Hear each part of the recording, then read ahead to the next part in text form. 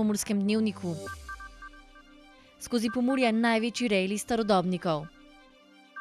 2 mrtva v trčenju vlaka in avtomobila. Maturantom podelili spričevala. Vrača se najbolj grozljivi filmski festival. Vreme jutri bo spremenljivo oblačno.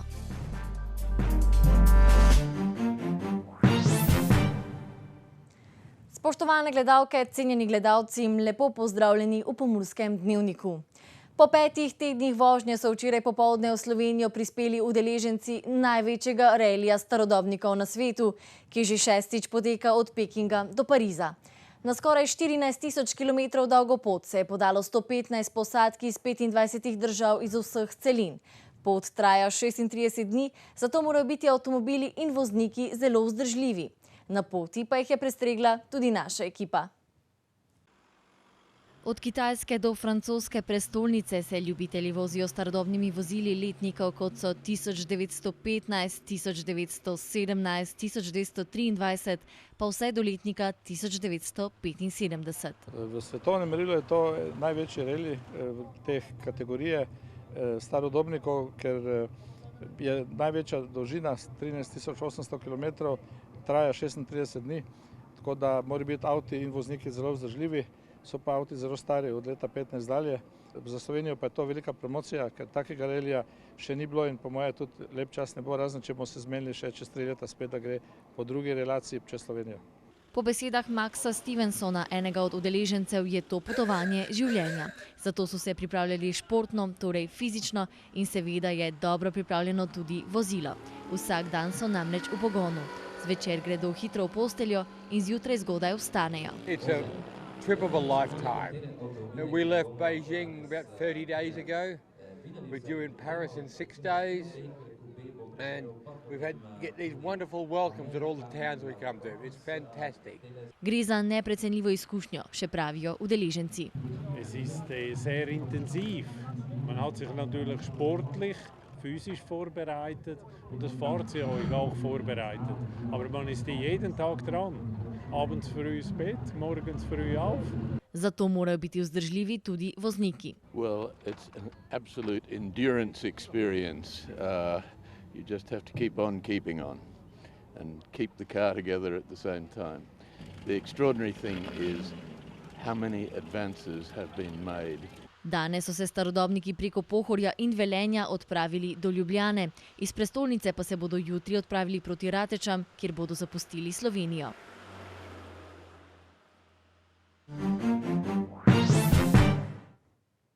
Poročati pa moramo tudi o tragični novici. Ob trčenju vlaka in osebnega avtomobila sta včeraj popoldne umrli 2 63-letni osebi. Do trčenja je prišlo na nezavarovanem prehodu čez železniško progo. Do trčenja vlaka in osebnega avtomobila je prišlo v popoldanskih urah na nezavarovanem prehodu čez železniško progo na poljski poti pri naselju Grabe v občini Središče ob Dravi. Prehod je sicer označen z Andrejevim križem.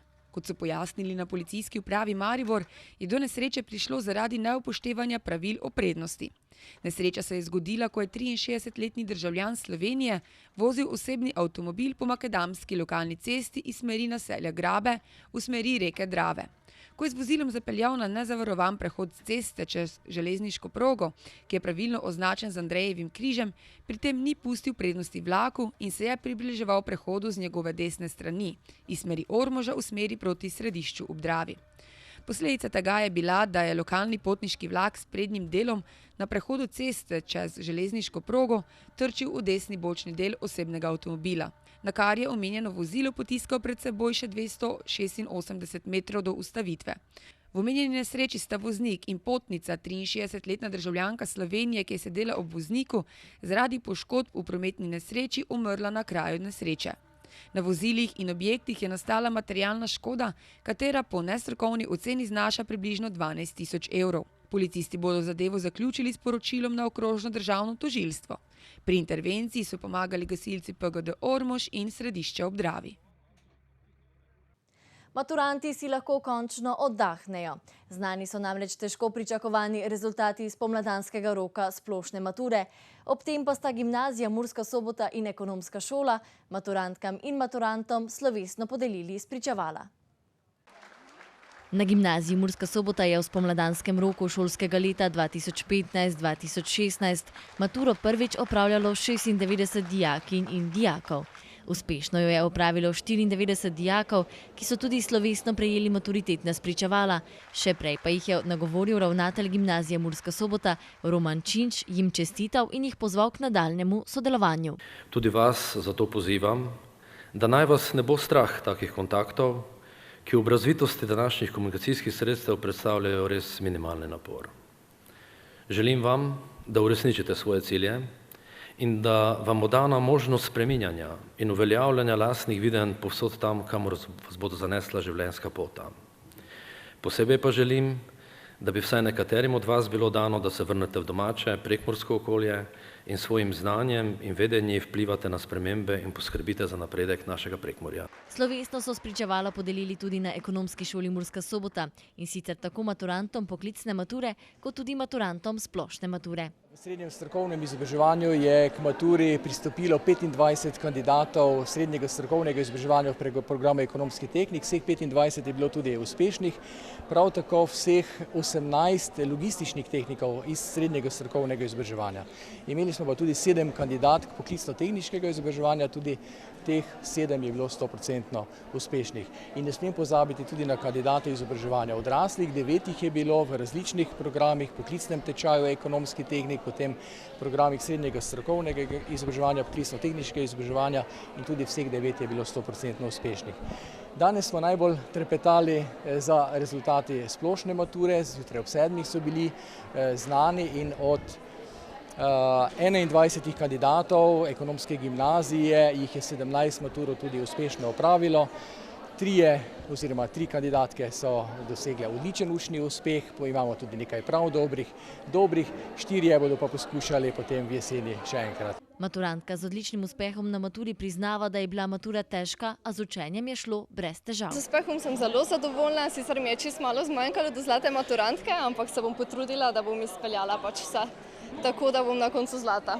Zaupaj nam še to, kako težka je bila letos matura. Pa slovenščina se mi je zdela precej težka, ostali predmeti pa tako, vse je šlo. Samo zraven se je trebalo spraviti, ponaučiti stvari. Podobnega mnenja je tudi odlična maturantka na programu Splošna gimnazija Tadeja Hegediš, ki ima velike načrte. Moram reči, da so bili rezultati boljši, kot sem pričakovala. Bila sem to vsa leta odlična, ampak ja, rezultati so me res presenetili z samimi 4 in 5, tako da sem res zadovoljna. Kje se vidiš v prihodnosti, kakšni so tvoji cilji? Ja, zdaj najprej po končani maturi hočem študirati, in sicer v Kopru management, po študiju še mogoče magisterij, če še bo čas doktorat in potem služba seveda nekje. K podobnemu cilju stremijo tudi ostali maturanti in maturantke, na tej poti pa jim bo uspešno zaključena matura zagotovo ključen element. V Ljutomeru se je z odprtjem razstave fotografa Toneta Stojka začel Grossmanov festival fantastičnega filma in vina. Poleg nekaterih najboljših žanrskih filmov minulega leta in retroperspektiv bo 12. festival po vrsti gostil tudi mednarodne filmske goste ter obsežen spremljevalni program. Dogodki bodo v Ljutomeru potekali do 16. julija. Filmski program bo odprl prvi slovenski film noir Psi brezčasja Mateja Nahtigala. V tekmovalnem programu za najboljši celovečerni film pa bodo prikazali švedski film Sensuara, mehiško-ameriški film Scherzo Diabolico, avstrijski napad irhastih zombijev, turški film Intervencija in koprodukcijo več držav Čarovnica. Letošnji posebni gost festivala je Jan Herlan, producent večine filmov in zaupnik kontroverznega režiserja Stanleya Kubricka. V njegovo čast so organizatorji pripravili kratko retrospektivo in pogovor. Poleg tega programa letošnjega Grossmanovega festivala vključuje še predstavitve novih knjižnih izdaj, filmske in igralske delavnice ter glasbene dogodke, na katerih bodo nastopili Edo Majka, Extreme Smoke, 57 in drugi. Tudi letos pa ne bo manjkal nor Zombie Walk, ki pritegne množice ljubiteljev groze in vina. Živo srebro se je že včeraj ponekod po državi povzpelo do 34 stopinj Celzija. Med drugim so toliko namerili tudi v Lendavi. V tako vročih dneh pa ne pozabite na svoje zdravje. Sredi dneva in popoldne se ne zadržujte na soncu, v največji vročini se fizično ne naprezajte, pijte dovolj nesladkane in brezalkoholne tekočine, po noči in zjutraj prezračite prostore ter pred vožnjo avtomobil dobro prezračite, tudi če imate klimatsko napravo. Več o vročinskem valu pa v izjavi. Pomembno je predvsem to, da se varujemo od prevelike vročine in previsoke vlage. Ker takrat se telo pregreva in zaradi tega lahko pride do različnih zdravstvenih težav. Brez da bi želela koga prestrašiti, ker poletje je čas tudi dopustov in naj bi vsi uživali v tem, vendar previsoke temperature oziroma vročinski val, kateri sedaj doživljamo, lahko povzroči nenadne zdravstvene težave oziroma poslabšanje določenih obstoječih kroničnih bolezni. Pa tako so posebej izpostavila bi poslabšanje srčno-žilnih bolezni, kroničnih. Potem bi izpostavila, da so starejši in mali otroci posebej občutljivi na visoke temperature. Lahko predolgo bivanje na soncu povzroči od opeklin preko vročinskega vala, vročinskih krčev in tako naprej. Ponovno bi spomnila vse nas, da ne zapuščamo živih bitij v zaprtem avtomobilu. Posebej ne malih otrok, vendar enako velja tudi za živali. In če smo že pri živalih, je potrebno tudi za njih poskrbeti in zagotoviti senco in zadostno količino vode. Kot poročajo novinarski kolegi soboteinfo.com, prekmurskega pisatelja Evalda Flisarja zaradi seksističnega obnašanja pozivajo k odstopu s položaja predsednika Slovenskega centra PEN. Kako komentira te pozive, preberite na spletni strani soboteinfo.com. Zdaj pa sledijo kratke novice.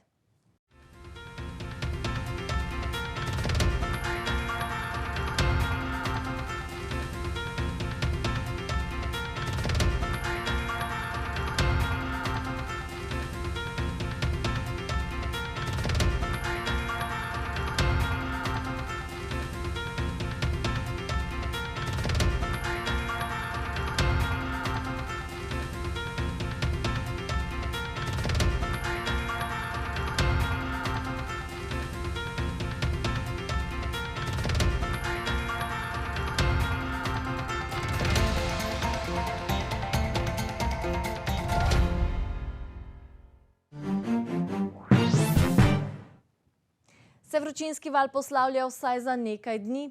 Poglejmo vremensko sliko in prisluhnimo, kakšno vreme nas čaka. Danes smo imeli sončen in vroč dan s temperaturami okrog 35 stopinj Celzija. Opoldne ste v Krinskem parku Goričku namerili 25 stopinj, v Murski Soboti in Radencih 27 ter v Lendavi stopinjo več. Jutri bo spremenljivo oblačno. Krajevne padavine z nevihtami se bodo dopoldne pojavljale predvsem v severozahodni in severni Sloveniji. Popoldne in zvečer pa se bodo postopno razširile nad vso Slovenijo. Vmes bodo tudi močnejši nalivi. Najnižje jutranje temperature v vzhodni Sloveniji se bodo v Murski Soboti in Mariboru gibale okrog 20 stopinj, dnevne pa se bodo povzpele le do 24 stopinj Celzija. V četrtek bo sprva oblačno, občasno bo deževalo, predvsem na Primorskem bodo vmes tudi nevihte. Zapihal bo severni do severovzhodni veter, na Primorskem šibka burja. Proti večeru se bo od zahoda zjasnilo, hladneje bo. V petek bo deloma sončno, popoldne bodo nastale krajevne plohe, pihal bo severovzhodnik. Temperature v naših krajih se bodo dopoldne gibale med 11 in 15 stopinjami, popoldan pa le med 20 in 24. Toliko smo vam pripravili v današnjem Pomurskem dnevniku. Več vsebin si oglejte na naši spletni strani tvideja.si. Sicer pa lep večer še naprej in nasvidenje do prihodnjič.